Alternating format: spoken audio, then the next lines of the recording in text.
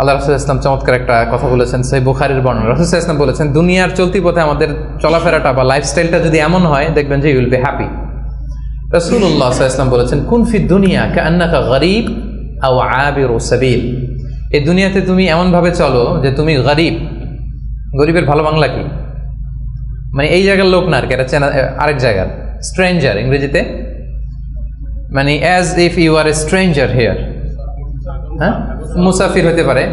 ওই যে আবিরু সাবিল বলছে, ওইখানে আসলে মুসাফিরটা চলে আসার জন্য আমি ডিফারেন্সিয়েট করতেছি যে গরীব একটা আর আবিরু সাবিল আর একটা। এরকম স্ট্রেঞ্জারের মতো অথবা ট্রাভেলারের মতো লাইফ লিড করো।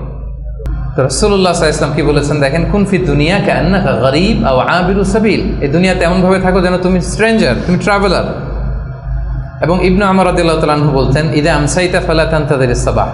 এখন রাত তো, কালকে সকাল যে পাবা এটা নিয়ে বসে থেকো না, আশা করো না এত বেশি। পাইলে বোনাস, পাইলে কি সকাল পেয়ে গেছি, রাতের অপেক্ষা করো না। ওয়া ইদা আসবাহতা ফালা তানতাযিরিল মাসা। সকাল পাইছো তো রাতের জন্য বসে থাকো না, যদি পাও রাতটা তাহলে বোনাস, খুশি লাগবে। বোনাস পেলে কেমন লাগে?